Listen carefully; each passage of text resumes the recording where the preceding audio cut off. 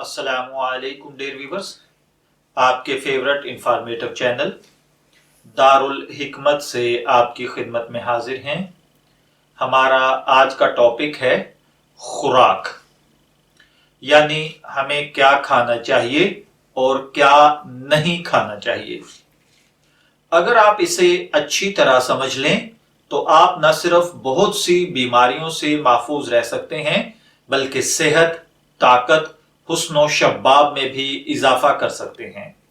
हमारे जिस्म को अपनी कुव्वत बहाल रखने के लिए कुछ खास अज्जा और अनासर की जरूरत होती है, जिनके हासिल न होने पर जिस्मानी निजाम दरहम बरहम हो जाता है।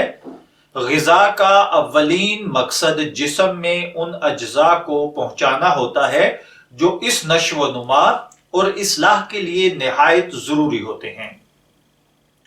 दूसरा मकसद जिस्म में तवानाई और हरारत पैदा करने वाले अज्जा की फराहमी है।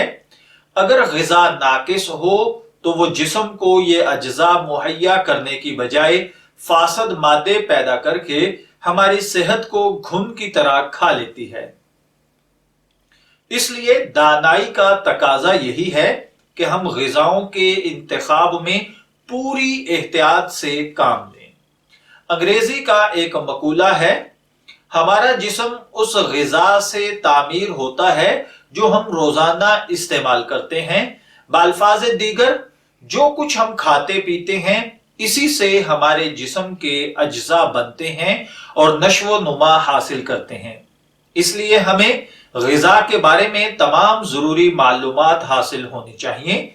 हमें मालूम होना चाहिए कि मुख्तलिफ ग़िज़ाएं किस तरीके से, किस मिकदार में और कौन कौन से औकात पर इस्तेमाल करनी चाहिए कि जिस्मानी जरूरियात पूरी होती रहें।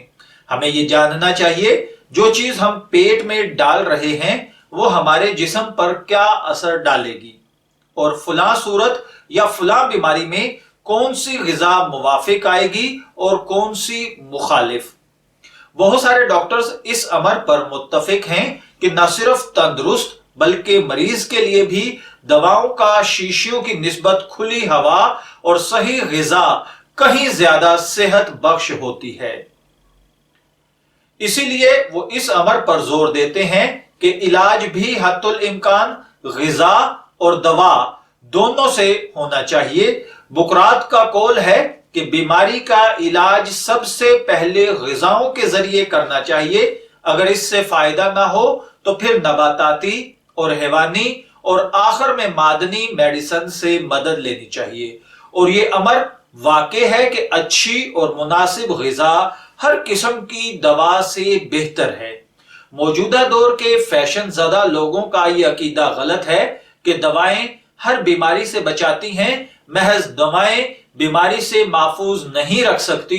मुख्तलिफ अमराज से बचने और तंदुरुस्त रहने के लिए इल्मी उसूल और सेहत कायम रखने की मालूमात जानना बहुत जरूरी है।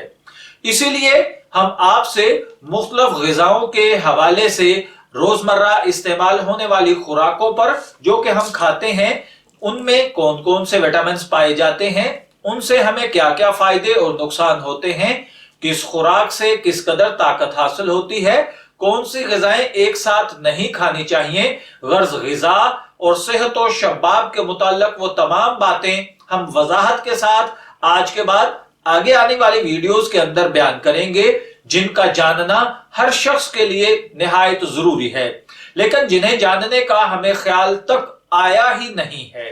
ग़िज़ा के अलावा हवा, रोशनी, वर्जिश और नींद भी हमारे जिस्म की मुनासिब परवरिश और नश्व नुमा करती है, इस्लाह और सेहत के लिए जरूरी है। इसलिए इनके मुताल्लिक भी हम मुख्तलिफ मालूमात पेश करते रहेंगे और ऐसे तरीके लेकर आपकी खिदमत में आएंगे जिन पर अमल करके सेहत, हुस्न और शबाब हासिल किया जा सकता है। मैं उम्मीद रखता हूं कि आप आइंदा आगे आने वाली हमारी वीडियोस को देखकर अपने रोजमर्रा के मामूलात को जरूर इसके मुताबिक करने की कोशिश करेंगे। इजाजत चाहेंगे, फिर मिलेंगे किसी नए टॉपिक के साथ। तब तक के लिए अल्लाह हाफिज।